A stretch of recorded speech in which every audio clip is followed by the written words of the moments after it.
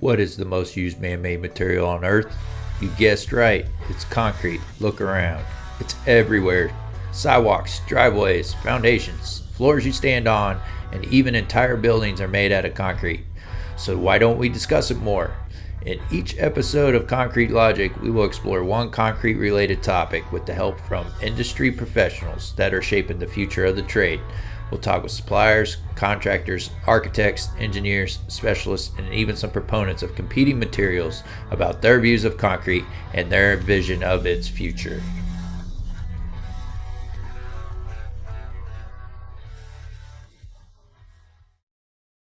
Welcome to another episode of the Concrete Logic podcast, and I have Dan McCoy back. Dan, you're back. Unbelievable. Yeah. Dan with RL McCoy is back with us, and today we're going to see, how two concrete guys can talk about nuclear power. We'll see how much trouble we can get ourselves in. With that, again, this is a value for value podcast, so there's 3 things you can do to help out. So I provide you value by providing this podcast, and if you think it is valuable, you provide a value back. And there's 3 ways you can do that. 1, please share the podcast with other people like us. There's more people out there like us, right, Dan? We want to hide our enthusiasm for concrete. Why still? They know we geek out on this stuff. Oh, yeah. Help your man out. If you're a woman listening to this and you're working in a professional concrete organization, you know that you've got a special man in your life that would rather listen to this than watch football. Oh, yeah. Yeah, that's a good idea. I like that idea. The second way, so the first way is sharing. The second way is you can go to the concretelogicpodcast.com website and you can reach out to me a couple ways. You can there's a contact button on there that'll email me, or you can hit the little microphone if you're feeling like you want to leave a voicemail. And I'm just looking for topic ideas or guest ideas. Most of the folks that come on this show are ideas from listeners or past guests, including Dan himself. Mr. Belkowitz or Dr. Belkowitz is our connection. So that's how Dan and I connected. Thank you, Dr. Belkowitz. Appreciate it. And then the third way is a donation. Running a podcast does cost money. It's not a free thing. We got software and hardware and things like that it takes to headphones, microphones, these sort of things. It sounds like we're professional. We're not professional, but we want to sound like we are. So if you want to go to concretelogicpodcast.com, hit the donate button, and you can give any amount, So whatever you're feeling, you're willing to donate to the show, and every amount is appreciated. All right, Dan, let's talk about nuclear power. You've mentioned it a couple times. You're a big fan. I'm a fan of it.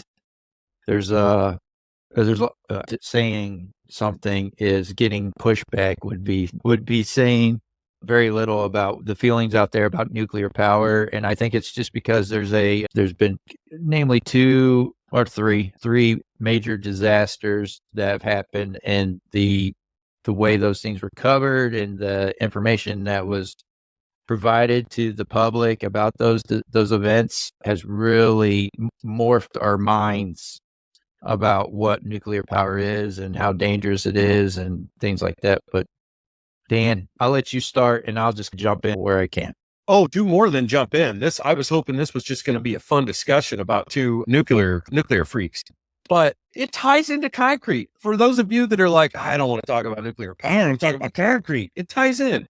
One of the greatest and most abundant sources of supplementary cementitious materials is fly ash. And fly ash does a lot of great things for concrete. In significant quantities, it reduces alkali silica reaction. It is a cheaper alternative to cement. It's a byproduct. So it's a usable byproduct that we can use.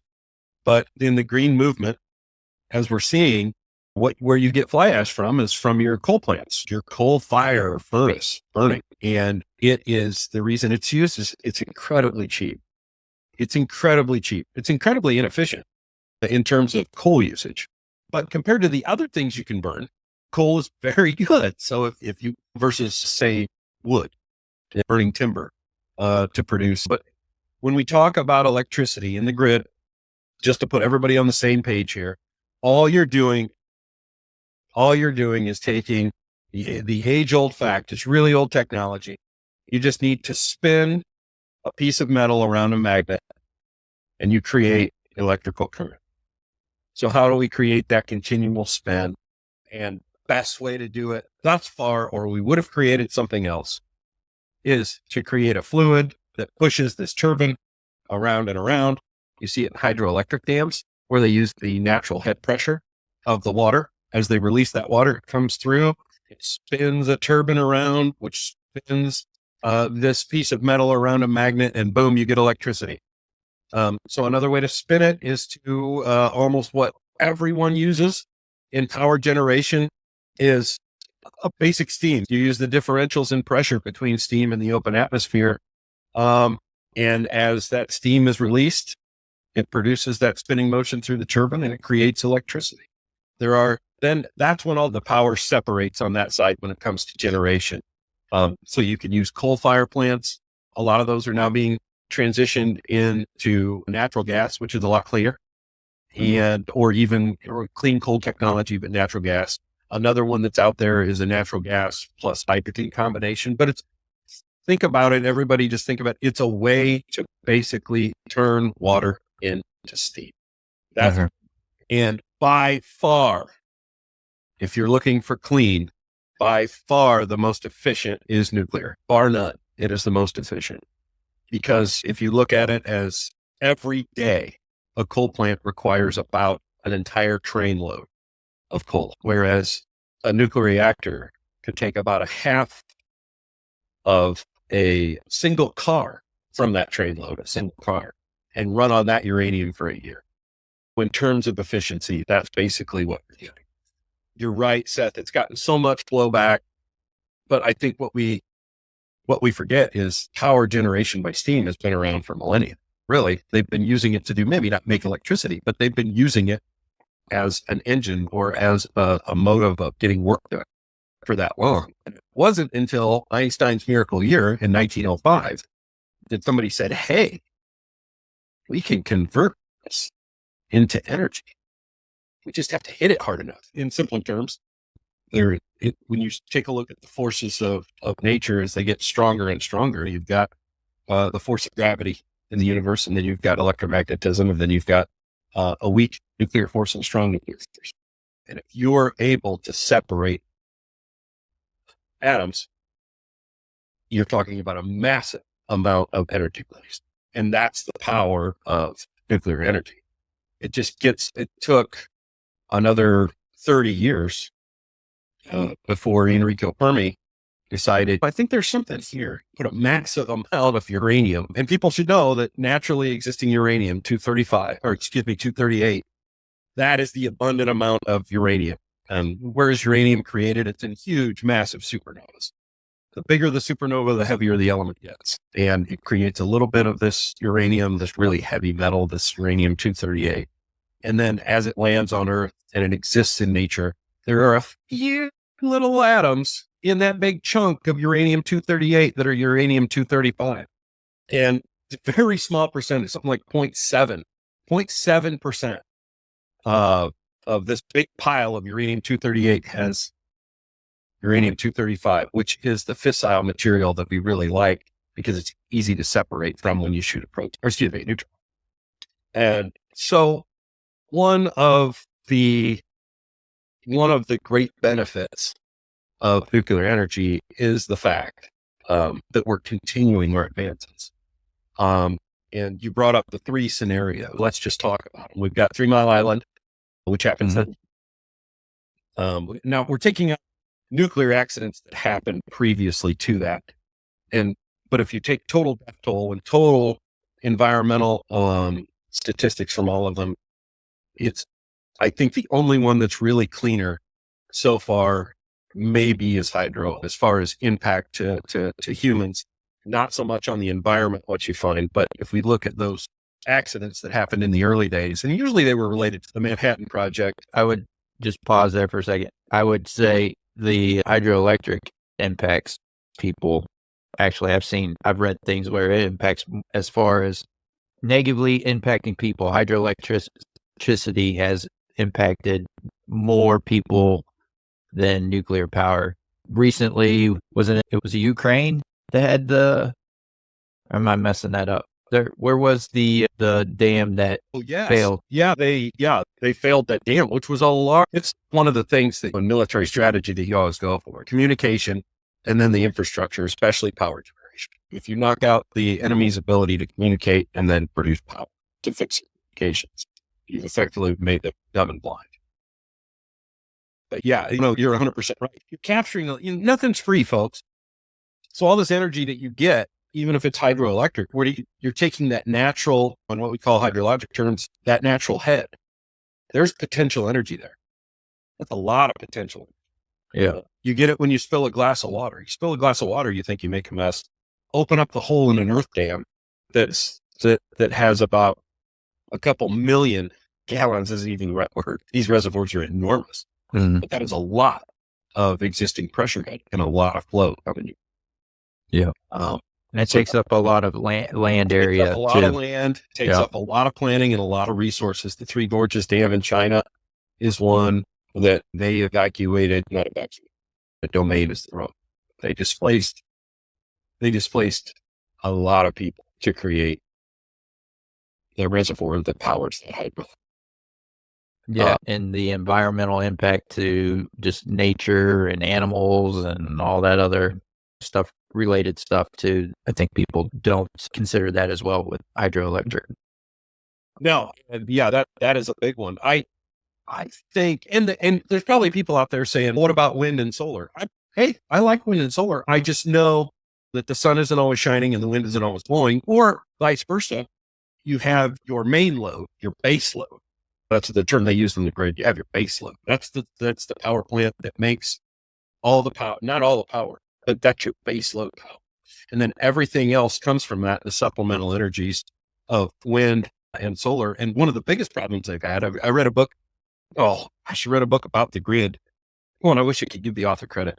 Dang it. But one of the biggest problems they had with wind was they had a windstorm coming through a valley in the upper Northwest.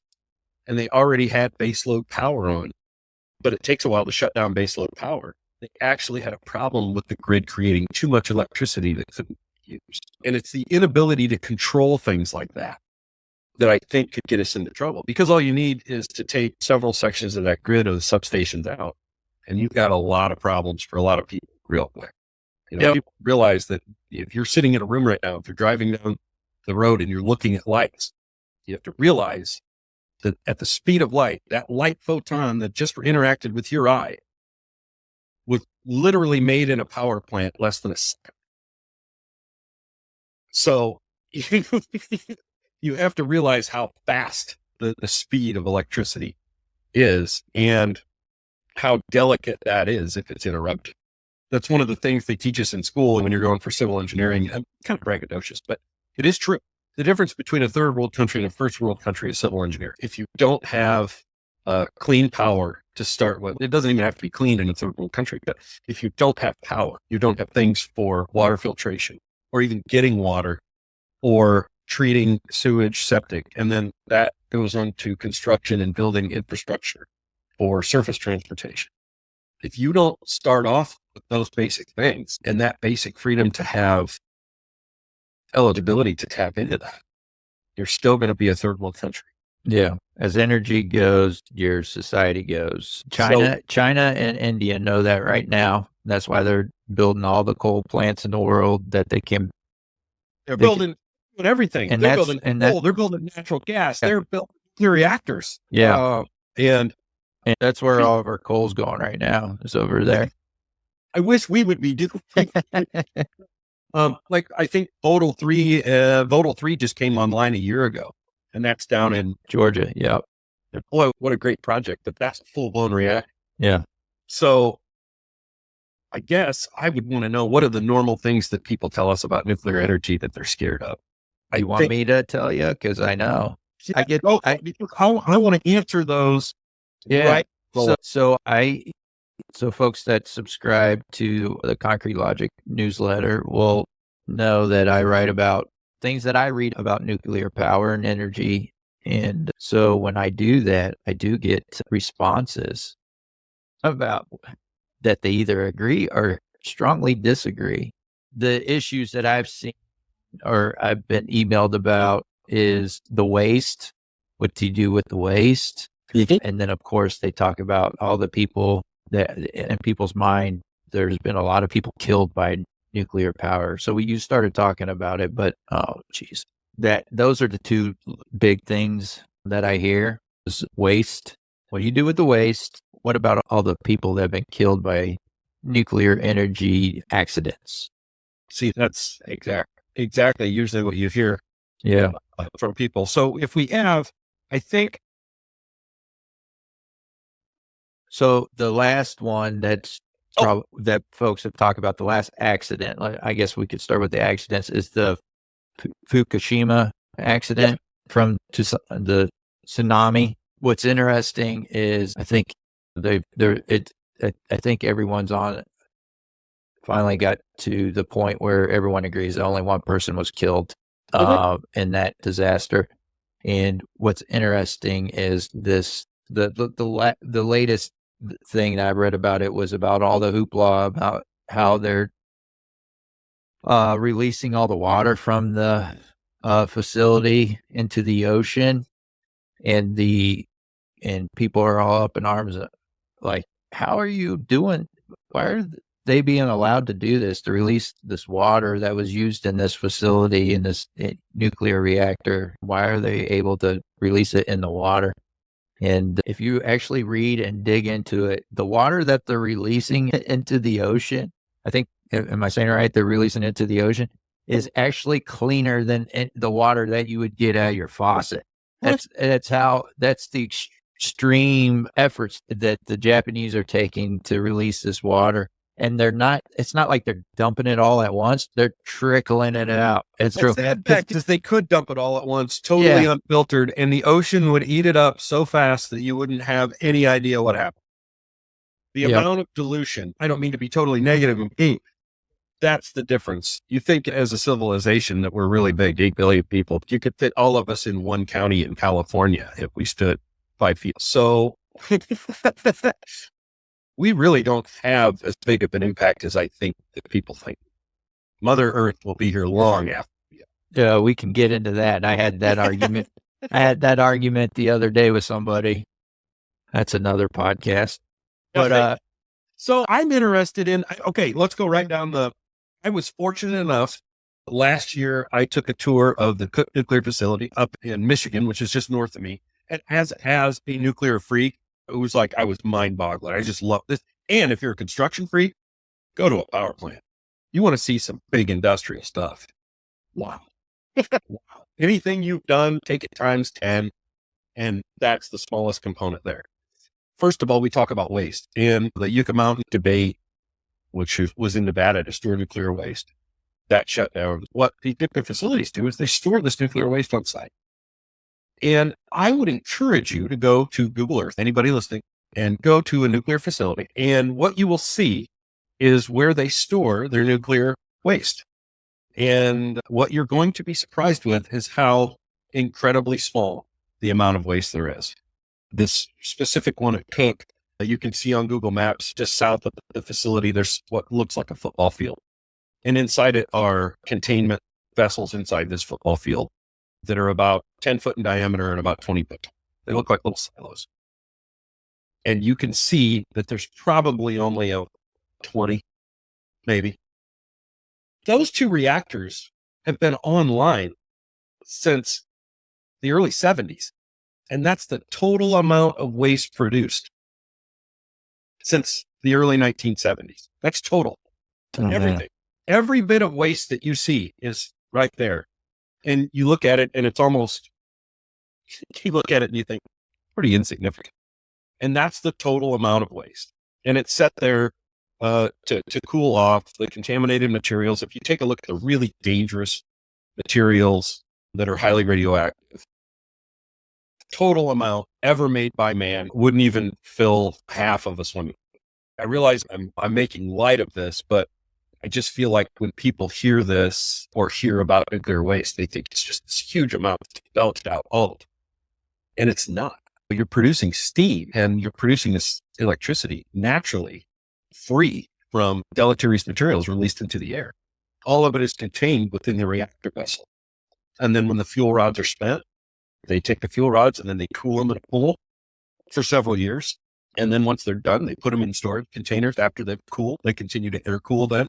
But the dangerous materials are taken out of them. The severely dangerous materials are taken out of them. And then the nuclear waste from the fuel rods that basically don't have any power left in them anymore. We can get into future reactor designs. But most of what we're doing now is generation 1 and generation 2 reactor designs. These are designs from the 1950s and 60s, folks. Enrico Fermi made the first reactor, which was a research reactor in Chicago in 1942. When you consider that most of these designs, even Fukushima in the West, let's keep it real. In the West, these generation 1 and 2 designs are from the 50s and 60s. There's nuclear engineers out there and physicists that have come up with way better ways to split an atom than what was done in the 1950s and 60s. But every time it's brought up, they're poo-pooed about the dangers. But you go to generation 3 or generation 4 type reactors, we're talking about then taking that nuclear waste and actually reusing it in the reactor as an additional fuel to get more energy out. And there's passively safe reactors. There's now reactor designs theorize that you don't have to shut down because you use nuclear pellets. You create these pellets that come in through a funnel. And then once the energy is drained, the uranium is drained out of that pellet, it simply drops out and is stored. You don't have to shut down an entire reactor of fission fuel rod. Oh, that's cool. So many advanced designs. I'm most excited about, there's a company called NuScale. Yeah. Have you heard of NuScale? If you're following nuclear energy news, but was it last fall that everybody was saying because they shut down one of their projects that nuclear power's over or something? It's some hyperbole like that. I can't remember. I think the SMRs, if people look into it, the SMR, the small modular reactors, that will be the wave of the future. I really like the way they think out that plan about creating a modular reactor that's self-contained. But a municipality or local utility could buy it, and then you stack them up and bang, it's almost like a battery. And then if one needs maintenance, you can always have 9 others online, and you're creating a total amount. If you do 12 of them, about 1,000 megawatts, if you've got them online. Yeah. What's really interesting in the industry that's talking about this stuff right now is data centers. So right now, the problem with data centers is getting power to them. They use a lot of electricity. Yeah. Yeah. They usually, yeah, definitely. So they're talking about in the future, having these small module reactors is using these on a data center facilities, and they'll be able to, like you were saying, Dan, is you can start with one and then add to them as you need them versus the thing that's slowing data center construction down right now is getting the power there first, because that's what needs to be there first, right? They use so much energy.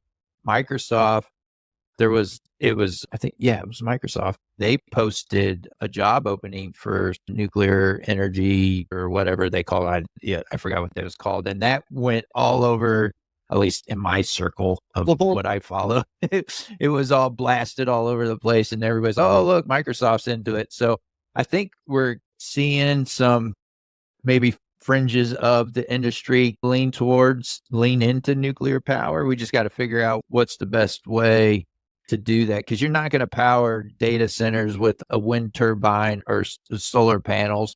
And we truly don't know I don't think we truly know the negative consequences with the wind turbines and the solar panels yet. I don't like those two sources of energy because I'm all into efficiency, and those things aren't efficient to me.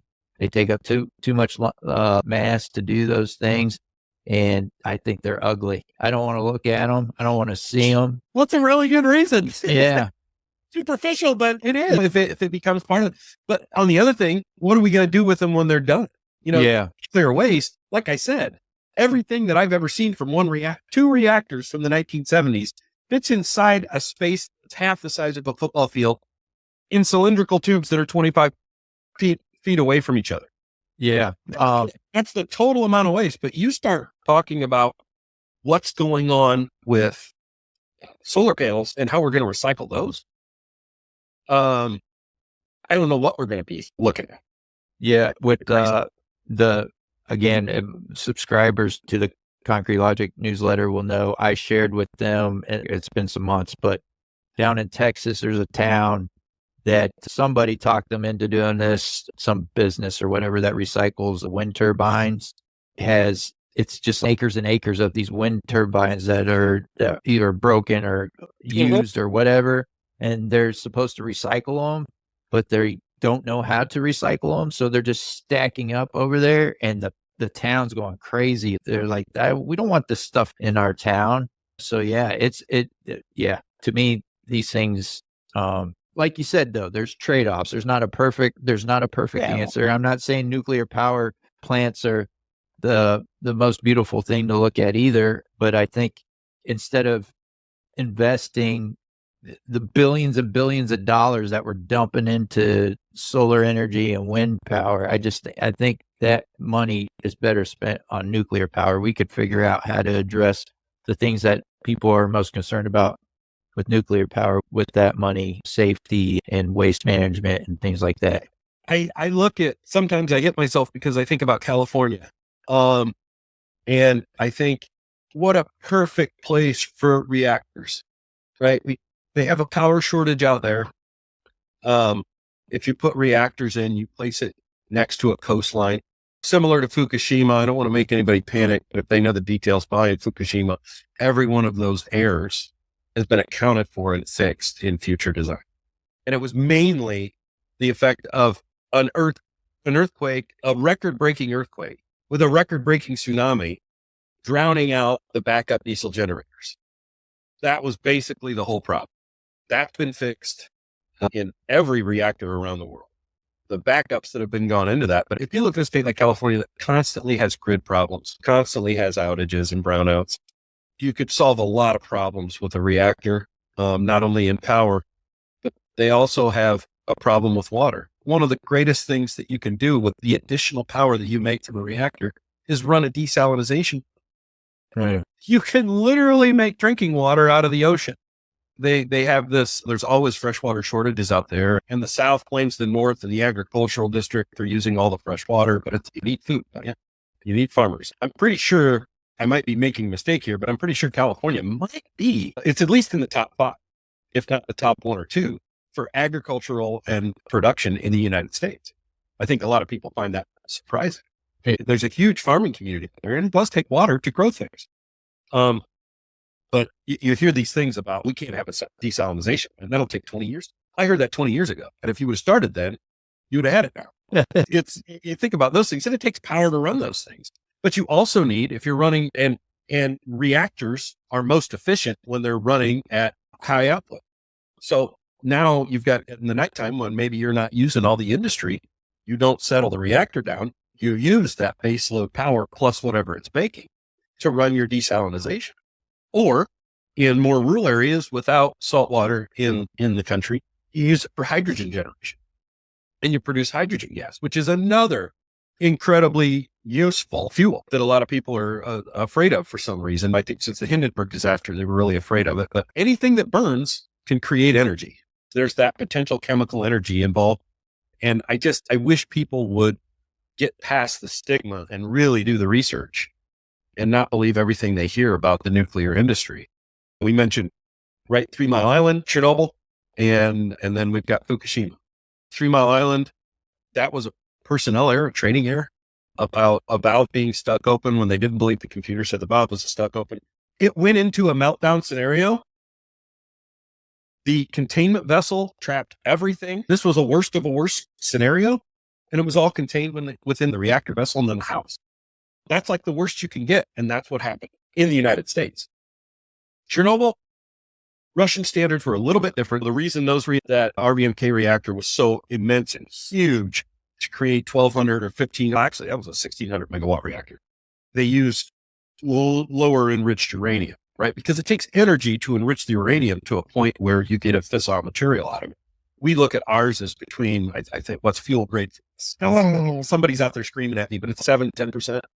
And the Russians use like 3%. Right? It takes that much more volume to create the same amount of energy. And they didn't put as much energy in enriching that. More than likely, they kept enriching it to make weapons. But the reactor itself then was simply, if you ever look at pictures, tell somebody to go look at pictures of Chernobyl. There's no concrete secondary containment. It's in an open building that you would see on your grandpa's farm if he just put a new pole building up. That's what was there. It's surrounding the reactor.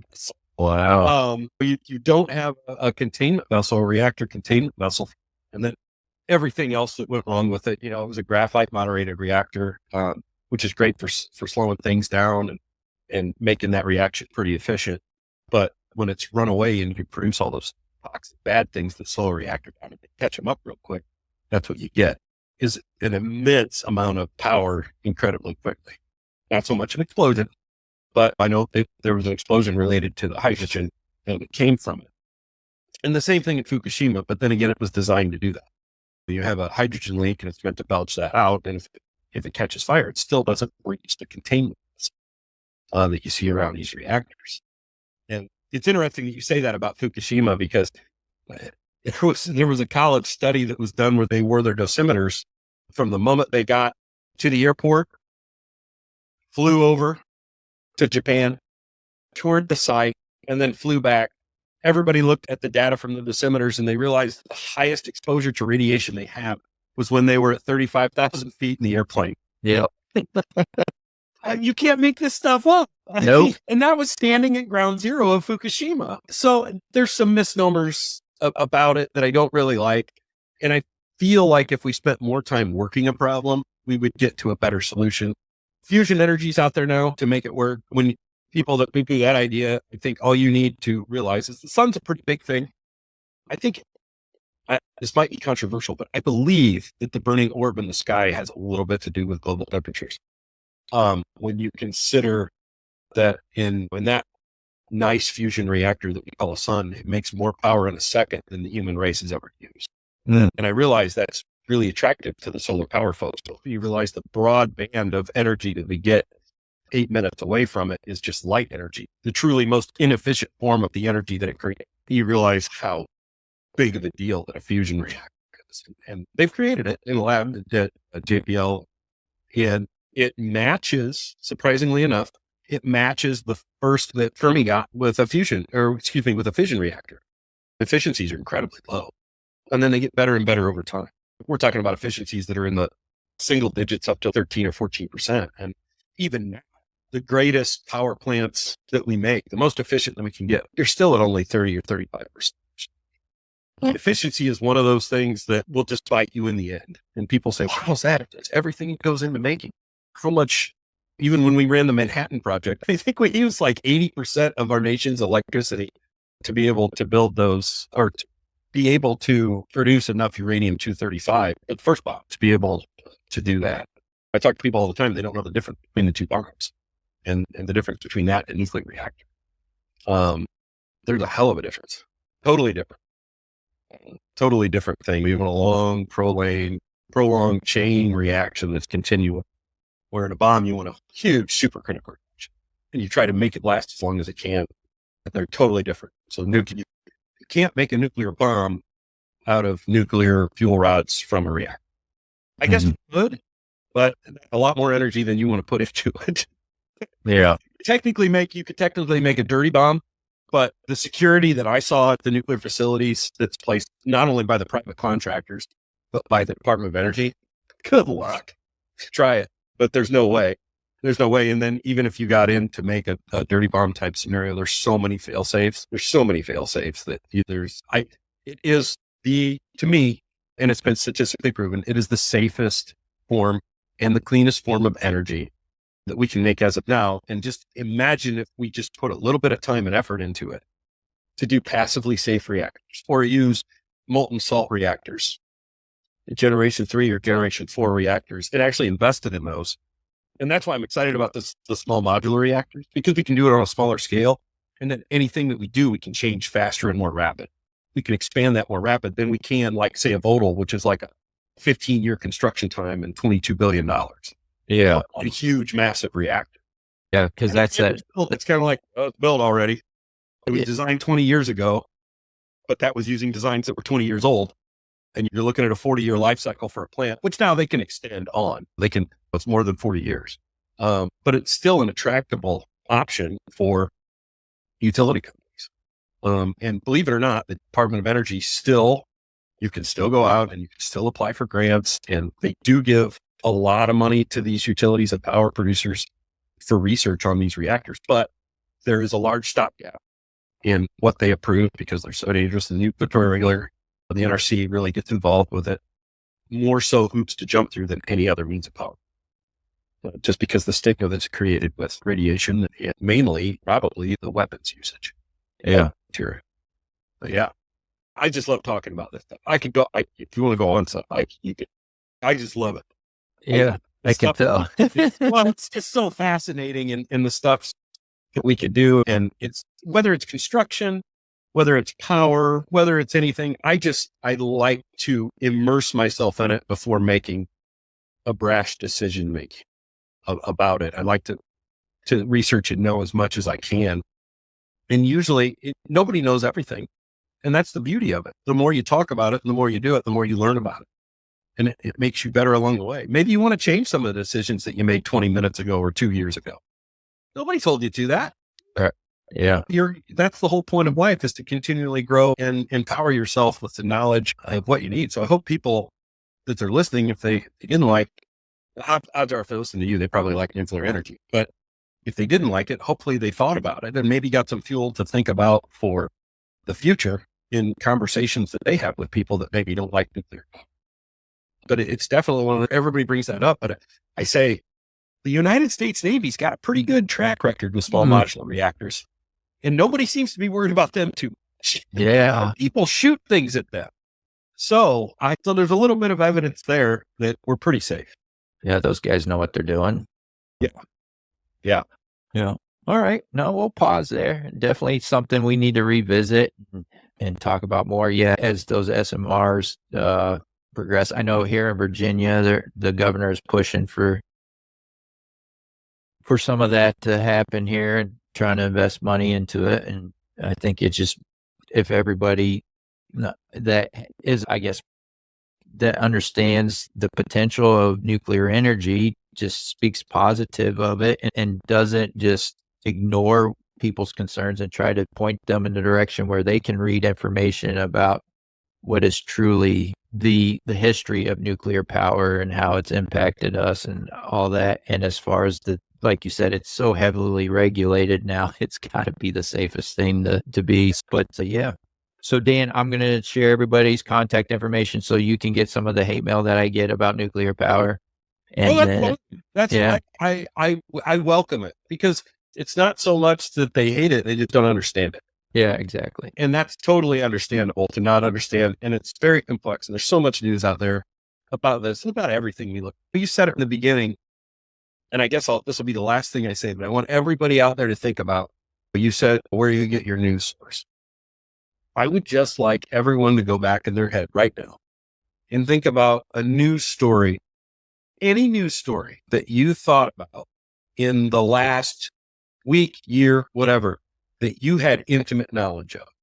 There's got to be one out there, whether an accident happened next to your house or whether there was something going on at work that was reported that you know about.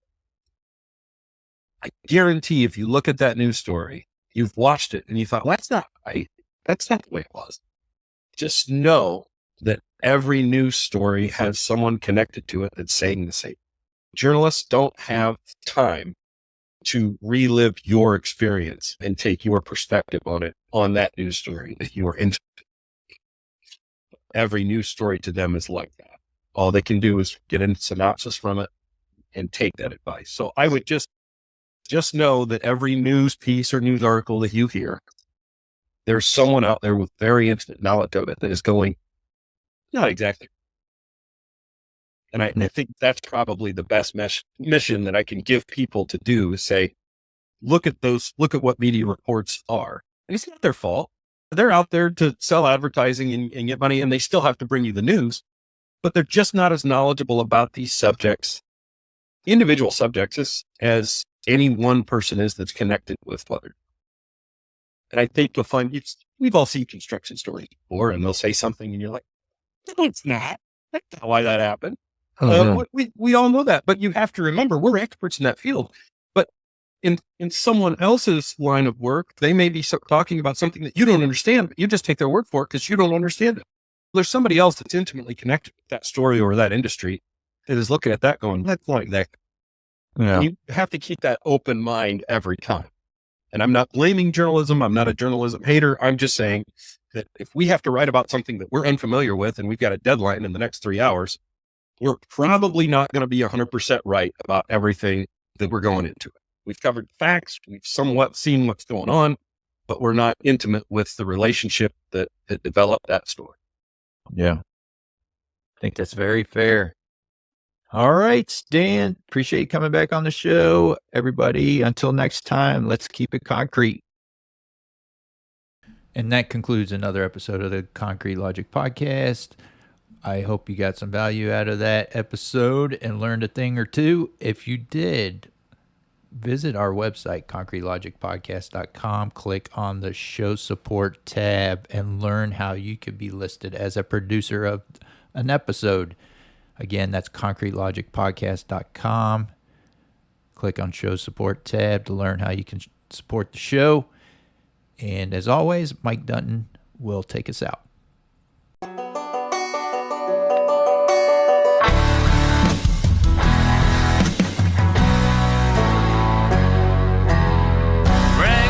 That alarm always sings couple hours before the sun comes up.